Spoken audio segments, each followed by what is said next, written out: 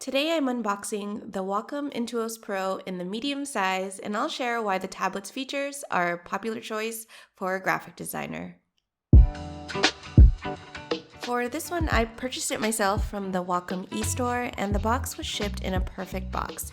It was hefty and it was kind of a little hard for me to open, which feels like a little bit of foreshadowing when trying to actually get to the tablet itself. The box included the Intuos Medium tablet, a Pro Pen 2, a pen stand, a USB-A to angled USB-C cord, and a little manual which I probably won't look at or save. So one of the biggest things that I first noticed was the metal body. It's actually an aluminum and fiberglass composite resin, which makes the whole experience feel very heavy duty. I also noticed that the surface had some friction, which is great for the black nibs that come equipped with the Pro Pen 2. The size dimensions are 13.2 by 8.5 with a 0.3 thickness, and that is actually slightly thinner than my iPhone 12 Pro, especially with the case on. So I thought that was really cool. It has an active area of 8.7 by 5.8 inches, and the USB-C port can go in either direction, so the function keys can be on the left side or the right side. At the time of recording this video, the price was $379.95.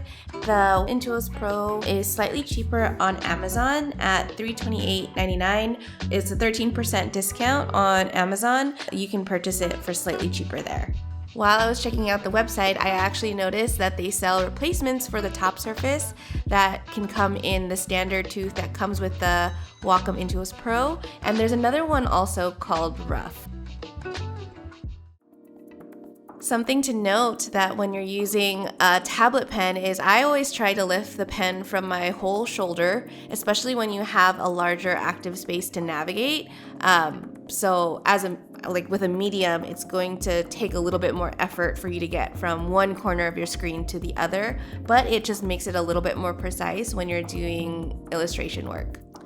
Here it is with me using it in Adobe Illustrator. It feels super natural because I've used an Intuos in the past, but what I really love about it is how easy it is for me to maneuver pen handles because I'm not clicking around. I feel like I have a lot more control.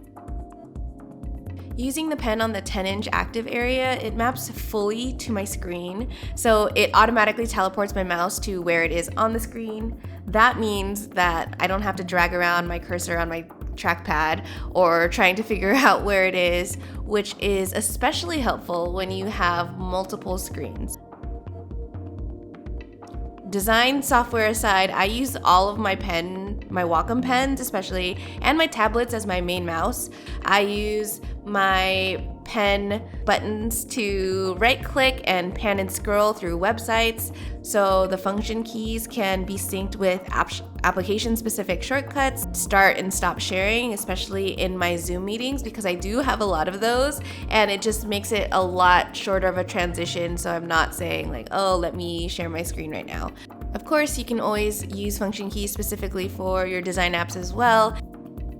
There are some buttons on the side that seem to be for touch and to turn on the tablet for wireless, and so I guess I'll need the manual after all for me to know for sure. I'm going to compare this actually with the medium of my older Intuos Pro Small because it's the one that we have here at home. Holding the two together, the build quality on the latest Intuos Pro Medium feels great due to the heavier and metal composite body.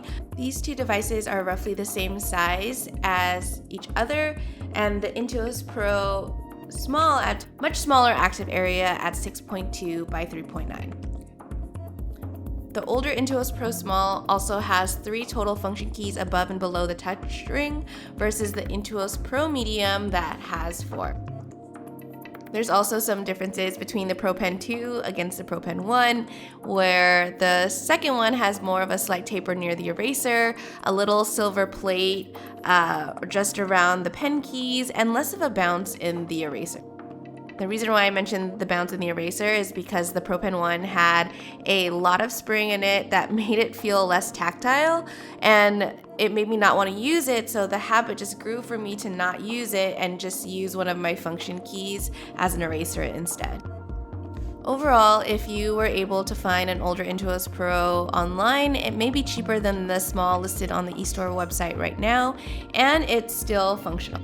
And if you have a Wacom Cintiq Pro, which is a pen display, it would be a really good partner device for that, because if you're like me and want to switch so you can step away from navigating on the monitor and use your Wacom Intuos Pro, you can have the option because they both use the same Pro pen too.